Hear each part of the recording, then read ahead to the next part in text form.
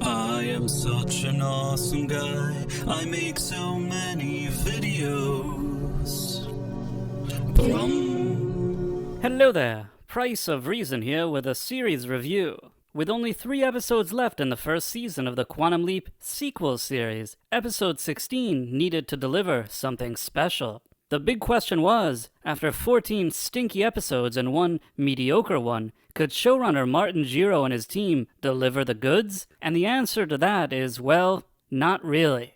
Episode 16 has Ben leap into a private investigator in 1954 who's been hired by a woman to rescue her wrongly committed sister from an insane asylum. In the original timeline, both the investigator who poses as a mental patient and the sister never end up leaving the asylum. Once Ben goes undercover and finds the sister at the asylum, she only agrees to leave if they obtain the head doctor's medical files. That way, she could provide the police with concrete evidence that the doctor is doing evil experiments on patients. This makes Ben's overall mission more difficult. To complicate things further, the mystery box leaper is there too, and Ben and the sister run into him while trying to escape. While he tells Ben that he wants to help him, it's unclear what his agenda is. When Janice, Al Calavicci's annoying daughter, finds this out, she tells Magic that the 1954 leap is Ben's last opportunity to stop the mystery box leaper from killing Ben's disappointed fiancée. So he takes her to the laboratory, but Ben's disappointed fiancé doesn't care about what Janice is saying, and neither does Magic for that matter, which is odd since he's actually the one that brought her there. Anyhow, after Ben and the sister are exposed and are about to get lobotomies, Ben's disappointed fiancé strikes a deal with a mystery box leaper to work with Ben. So they all escape together, but after the sister is safe, the mystery box leaper stabs Ben in the neck and disappears. At this point, even though Ben is dying, Ben's disappointed fiancé convinces him to climb a ladder and find shelter in a car. After Ben and his disappointed fiancé talk about their feelings, again, Ben leaps. Magic tells Janice that she should share all the info that she knows with him, so she breaks his phone for some reason, and then tells him that Ziggy is a traitor. And this is where the episode ends. As usual, I will go over what I liked about this episode, and then what I didn't like. Number 1. Leaper Team-Up. The idea of a second leaper working with a main leaper isn't original, but it's always interesting to explore. The few minutes where they team up aren't bad in isolation, and Ben getting stabbed is a nice twist, but ultimately, when you look at the overall episode narrative, it pretty much falls apart. Number 2. Attire and behavior. Although I still don't think that the people in present day act like they would at a top-secret military facility, there at least seems to be more of an effort to make them look and act more like professionals. Especially noteworthy here is random office guy person, who for the last few episodes has been sitting at his desk and actually doing his job. Well, that was the good. Now let's talk about the bad. Number 1. Present day. In the original series, Sam also leaps into a mental patient at an asylum in a very memorable episode. In that episode, which interestingly also takes place in 1954, due to Sam receiving shock therapy, Al can barely communicate with him. This creates a tense situation that leaves Sam in a very compromised position. As opposed to this show, we don't have to see what Al is doing in present day every 5 minutes or who he's consulting with. Instead, Al brings Dr. Beeks from the future into the imaging chamber with him to try and help Sam. It's one of those rare moments where we are introduced to a present-day character without actually going to present day. And when we see just how worried Al is and that he has to bring reinforcements from the future, it raises the stakes as it clearly spells out that Sam is in grave danger. This creates way more tension than anything we see here in the new episode because, as I always say, sometimes less is more. In this episode, we seem to spend a lot of time in the present day, which as usual, feels like mostly filler and only lowers the stakes.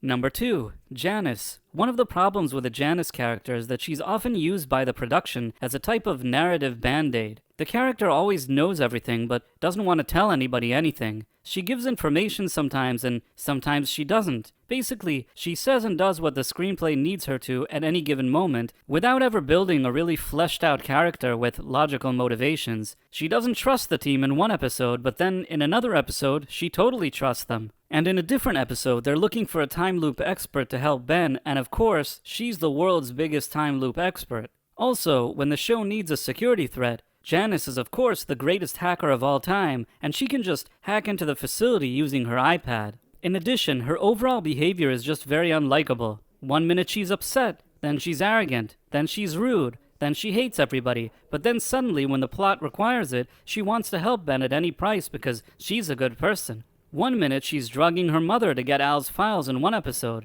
but then it seems like the files are completely irrelevant and her mom isn't even mad about being drugged. She creates her own imaging chamber worth billions of dollars in her basement with no explanation whatsoever. And all of this contradictory, constant shifting around of her character is very poor character building, character development, and writing. This is what happens when a showrunner hasn't actually properly planned an entire season in advance, and every time Martin Gero and his team write themselves into a corner, which is about every 5 minutes, they pull Janice out of a hat to introduce new information or just create last-minute random cliffhangers, like the time she sent Magic to go talk to a drag queen. Specifically, though, in this episode, Janice not only reveals that 1954 is the last chance Ben has to save his disappointed fiancé, she also randomly reveals that Ziggy is a traitor in the final scene of the episode, whatever that means. And to top it all off, on the one hand, she's supposed to be risking everything to save Ben's disappointed fiancé, but then she tells Magic that every war has casualties as though their lives don't even really mean anything. To sum it up, Janice is one of the most poorly written characters I've seen on a show in a long time, and while I can't say that I'm a fan of the actress herself, if I am being fair, she's not really being helped with the material that she's being given, and that's putting it mildly.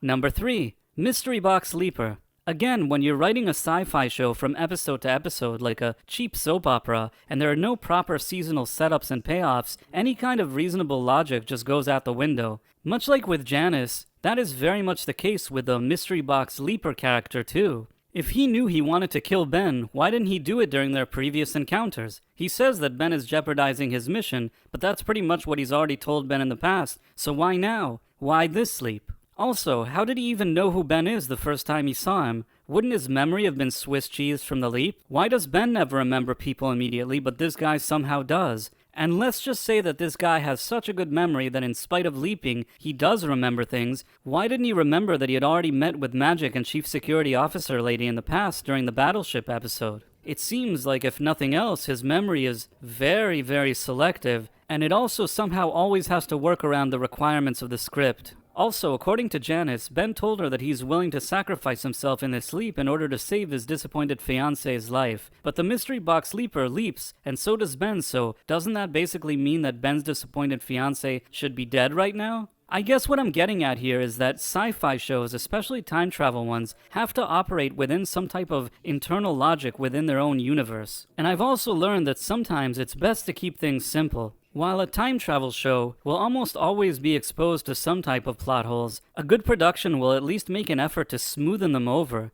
But this show does none of that, and how could it? Its showrunner is flying by the seat of his pants, surrounded by a team of people that don't even seem to understand this IP, its lore, canon, or mythology. Number 4. Disappointed Fiancé. Once again in this episode, it's all about the disappointed fiancé. She's the one that has to cut a deal with the Mystery Box Leaper. She has to tell him how awesome she is, how she's so great in the military, how she's helped intelligence officers, and of course, everybody else keeps saying how great she is. Now, I'm not saying that as a hologram she shouldn't help Ben, but it always seems like she's so take charge and such a girl boss, whereas Ben always seems like such a loser. I will give this episode that at least this time he came up with some type of plan to escape, but overall, the show is once again all about his disappointed fiancé. Again. Number 5. Member berries.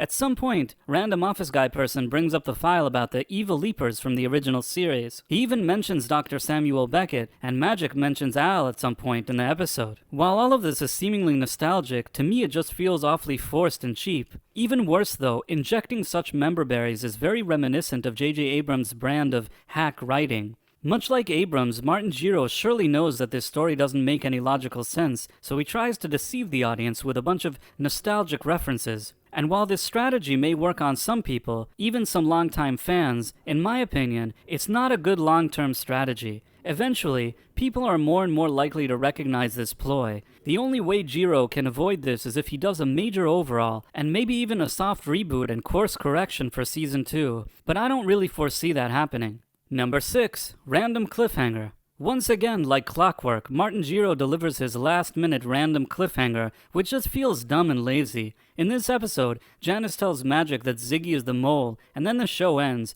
Once again, it's carrot and the stick storytelling at its worst. Just a bunch of key jangling mixed with a Ziggy memberberry. And for those of you thinking, well, perhaps it'll all make sense by the end of the last episode of the season, my argument is that it's already poorly written and it already doesn't make much sense. Perhaps similarly to this episode, they're gonna conjure up some type of explanation, but this episode that started explaining things really didn't do it well, and that's why I don't have much faith in them.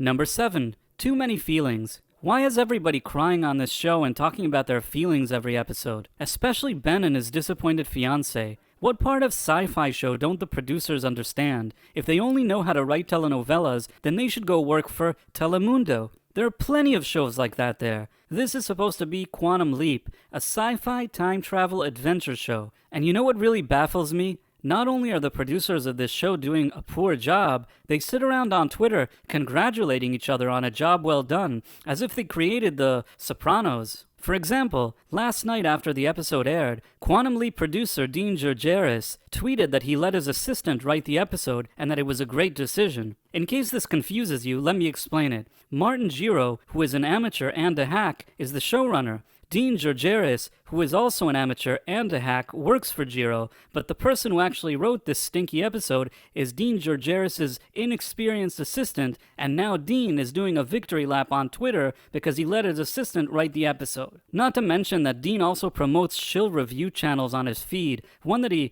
provides with early screeners of the episode before they air so that they have early access, and naturally, their reviews are always very glowing. He even sometimes appears on these channels for interviews. In many cases, these are channels with much less subscribers than the channel you're watching right now, which brings me to my next order of business. Since I've been told that the show's producers may possibly watch my video reviews, I would like to once again extend an official invitation not only to showrunner Martin Giro, but also to his good friend, Dean Georgaris. Marty and Dean, if you're watching this video, you're both always welcome to be guests on this channel. Perhaps it's time we all got together and had a friendly chat. What did you think about episode 16? Did you love it? Feel free to let me know in the comments, and if you enjoyed this video, please consider subscribing to my channel and also clicking on that wonderful notification bell. Thanks for watching, my friends. Thank you, and good day. I am such an awesome guy. I make so many videos. Brum.